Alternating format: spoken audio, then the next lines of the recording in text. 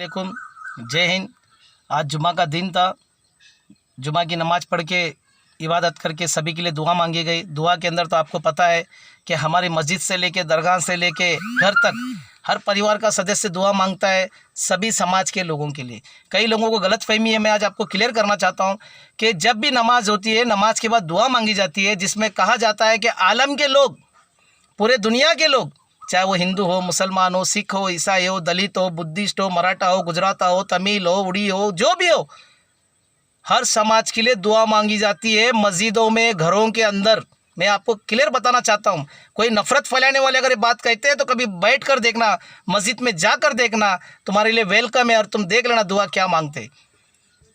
तो साथ में मुसलमानों के लिए भी दुआ मांगते हैं, क्योंकि भाई सभी के लिए, सब इंसान हो गए, मुसलमान हो गए, सब भाई है। मानवता, मानव सेवा और सभी इंसानियत का मतलब क्या हो गया? मानवता, मानो आलम मतलब पूरी दुनिया, सबके लिए दुआ मांगी जाती है। कुछ लोग गलतफहमी फैलाते हैं और इतना नफरत फैलाते हैं, वो नफरत का घूंट वो खुद नहीं पीते और दूसरों को लड़ाकर साइड में हट जाते हैं। आज मैं बहुत संजीदगी से, बहुत ही दुख के साथ कहना पड़ रहा है, मुझे राष्ट्रवादी कांग्रेस पार्टी ने नेशनल जनरल सेक्रेटरी बनाया माइनॉरिटी डिपार्टमेंट का। मुझे बहुत खुशी हो गई, लेकिन मुझे पद का लालच नहीं, मुझे समाज का काम करना है, इसलिए मैंने माइनॉरिटी के अंदर हिस्सा लिया और मुझे माइनॉरिटी का काम करना है। लेकिन कहीं हमारी सुनवाई होती है, कहीं नहीं होती है, कोई सुनता है, कोई नहीं सुनता है, लेकिन कोशिश करते हैं। आज कई लोग हमारे एमएलएस को गाली दे रहे हैं, लेकिन कुछ एमएलएस काम करते हैं, कुछ नहीं करते, लेकिन कुछ ना इत्तेफाकी की वजह से सभी एमएलए में तकलीफ होती है। अगर सब इत्तेफाक करके काम करेंगे तो कोई प्रॉब्लम नहीं, मगर इस बार एमएलएस काम कर रहे, मिनिस्टर काम कर रहे, मगर तकलीफ कहाँ आती है कि उनके आला कमान उनको बहुत तकलीफ दे रही है। तो ये इसके लिए एक ऐसी ताकत बनाना होगा जो सच्चाई सामने लाना होगा। आज दोस्तों मैं कहना चाहता हूँ, हर त्यौहार पुलिस मोहल्ला कमेटी में मीटिंग होती है, कहा जाता है त्यौहार में कोई तकलीफ नहीं होना चाहिए, बात भी सही है और पूरा मुसलमान सहयोग करते हर राज्य के अंदर। महाराष्ट्र के अंदर भी पूरे मुसलमान मोहल्ला कमेटी से जुड़े और जब भी पुलिस जो आदेश करती है वो पूरा मानती, सरकार जो आदेश देती है पूरा मानती, पूरा काम करती है। मगर अल्पसंख्यक माइनॉरिटी मुसलमानों का जब भी त्यौहार आता है त्यौहार तो हंगामा होता है और दोहरी नीति अपनाई जाती है। मुसलमानों के साथ में ऐसा अन्याय क्यों होता है? ये बहुत ही नाइंसाफ़ी मुसलमानों के साथ में हो रहा है, बहुत ही दुख के साथ में, संजीदगी के साथ में कहना पड़ रहा है। ये सरकार के कुछ लोग करते हैं, कुछ लोग पुलिस को बोलते हैं, बुरा भला कहते हैं, कुछ लोग अधिकारी को कहते हैं, लेकिन मुझे पता है कि पुलिस भी क्या करेगी, ऊपर से जैसा आदेश आएगा वो आदेश का पालन उनको करना है। मगर ये आदेश देने वाले 2-4 लोग ही होते हैं। आज कई लोग कहते हैं हिंदू भाई, नहीं, हिंदू भाई लोग कभी मुसलमान के खिलाफ नहीं है, क्योंकि मुझे पूरा सहयोग हिंदू भाइयों का, मैं सच दिल से बोलता हूँ, क्योंकि मैं नमाज़ पढ़ के निकला हूँ, जुमा का दिन है। मुझे पूरी ज़िंदगी जो मदद की है हिंदू भाई ने, अल्लाह सबसे पहले, अल्लाह के बाद अगर किसी ने सहयोग किया हिंदू भाई। हिंदू भाई के दिल में कोई नफरत नहीं है। ये चंद मुट्ठी भर लोग होते हैं जो माहौल ख़राब करते हैं, नफरत पैदा करते हैं, देश में वातावरण ख़राब करने का काम करते हैं। आखिर क्या वजह है कि आज महाराष्ट्र के बॉर्डर पर कई ट्रक खड़े हैं, कई ट्रक से लदे जानवर हैं वहाँ पर, और जानवर को अंदर लाने नहीं दिया जाता है। पहले सरकार कहती है कि ऑनलाइन फॉर्म भरो और उसके बाद इस तरह से किया जाता है। कितनी दुख की बात है। वो लोग हैं जो बेचारे साल भर अपनी पूंजी लगाकर, सोना बेचकर, जमीन बेचकर बकरा पालन का काम करते हैं और सोचते हैं कि ईद का वक्त पे हम जाएंगे तो 4 पैसे कमाएंगे, अपने परिवार के साथ में खुश रहेंगे और ईद मनाएंगे, और उनकी ईद को खराब करने का काम कर रहे हैं। कितना नुकसान हो रहा है। अगर तुम्हारा बंगला टूट जाए, बुलडोजर चल जाए तो तुम्हें कितना बुरा लगता है। तुम्हारी गाड़ी का एक्सीडेंट होता है तुम्हें कितना बुरा लगता है। तुम्हारा कारोबार का नुकसान होता है तुम्हें कितना बुरा लगता है। जो इंसान साल भर मेहनत करके अपना कारोबार करने आता है उसे मारा जाता है, भूखा रखा जाता है, जानवर को भूखा रखा जाता है, मारा जाता है। इतनी नफरत मुसलमानों के साथ में, इतनी नफरत, क्या वजह है नफरत करने की? क्या हम इंसान नहीं है? क्या देश की आज़ादी में हमने कुर्बानी नहीं दी? हमारे बाप दादाओं ने, हमारे पुरखों ने, हमारे बुजुर्गों ने कितनी कुर्बानी दी, कितने उलमाओं ने कुर्बानी दी। ये इतिहास गवाह है, ये तारीख गवाह है। कई उलमा, 5 लाख उलमा शहीद हो गए अंग्रेजों से लड़ाई लड़ते लड़ते देश को आज़ाद करने के बाद।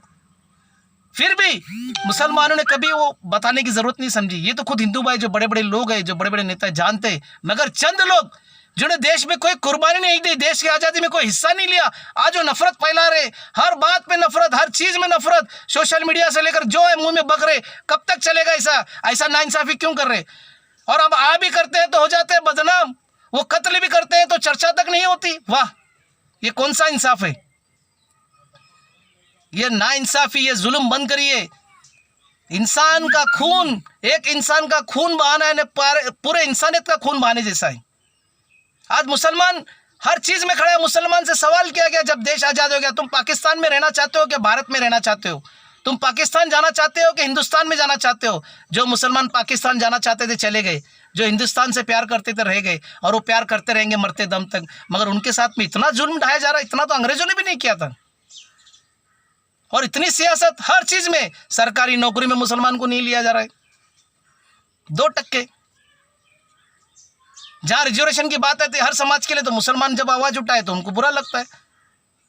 ऐसा क्यों सरकार में बैठे हुए कुछ लोग इस तरह से करते हैं, इतनी नफरत से मुसलमानों को देखते हैं? क्या वजह? हर समाज में अच्छे लोग होते हैं, हर समाज में बुरे लोग होते हैं, मगर इतनी बुराई तो देखा नहीं जाता है। और जो भी समाज का जब भी त्यौहार आता है, जब भी पुलिस का जो गाइडलाइंस होती है, सरकार की जो गाइडलाइंस होती है, मुसलमान भाई उसमें बराबर हिस्सा लेकर पूरा सहयोग करते हैं। मगर जब मुसलमान के त्यौहार आते हैं उस वक्त क्यों नहीं सहयोग करते? ये कहाँ से नफरत पैदा होती है? आपने कहा गो हत्या बंद की जाए, पूरे मुसलमानों इज्जत के साथ मान सम्मान के साथ में गो हत्या बंद कर दी। एक तुम्हें तो उतना गर्व होना चाहिए कि मुसलमानों ने हमारे मजहब का इतना एहतराम की, इज्जत की, मगर उसके बाद भी मॉब लिंचिंग करके मारा जा रहा है, बहाना किया जा रहा है। भैंस का गोश्त खा रहे तो उसको मारा जा रहा है, बकरे का गोश्त खा रहा है तो उसको मारा जा रहा है। बताया जाता है गाय का गोश्त है, जब फॉरेन करेंसी में जाए उसको जब चेकअप कराए तो पता चलता है ये तो गाय का गोश्त है ही नहीं। तो या तो जानबूझ के खेल खेला जा रहा है या तो जुल्म किया जा रहा है। और आज कल हमारी ईद है, और ईद में मुंबई के अंदर जैसे शहर महानगर पूरे देश की फाइनेंशियल सिटी है, इसमें अच्छे अच्छे लोग इतना पैसा लगाए, आज परेशान है, दुख है। ईद भी इनको सुकून से मनाई नहीं जा रही। कोरोना वायरस के महामारी से गाइडलाइंस पे वो लोग सोशल डिस्टेंसिंग रखकर, सरकार की गाइडलाइंस करके, अपने से जो मदद वो करके हर सहयोग कर रहे, उसके बाद भी नाइंसाफ़ी हो रही। आखिर क्या वजह है नाइंसाफ़ी होने की? सरकार को इसका जवाब देना होगा, क्योंकि अब वक्त सरकार के पास सत्ता है। हम अभी ये महाराष्ट्र में सरकार बीजेपी की तो है नहीं कि हम उनसे सवाल कर सके। ये महाविकास आघाड़ी की है। मैं राष्ट्रवादी कांग्रेस पार्टी का अल्पसंख्यक विभाग का राष्ट्रीय महासचिव होने के बाद एक मैं कहना चाहता हूं कि आपको जनता को बताना होगा, क्योंकि आज अल्पसंख्यक हमसे बहुत नाराज है और मुझे कोई पद का लालच नहीं है। मैं पद के लिए काम नहीं कर रहा हूँ, हमारे समाज का काम हो ये मेरे लिए बहुत बड़ी बात है। अगर नहीं होता है तो बड़ी दुख की बात है। तो मैं यही कहूँगा कि सरकार जवाब दे, आखिर इसे नाइंसाफ़ी हमारे साथ में क्यों हो रही है।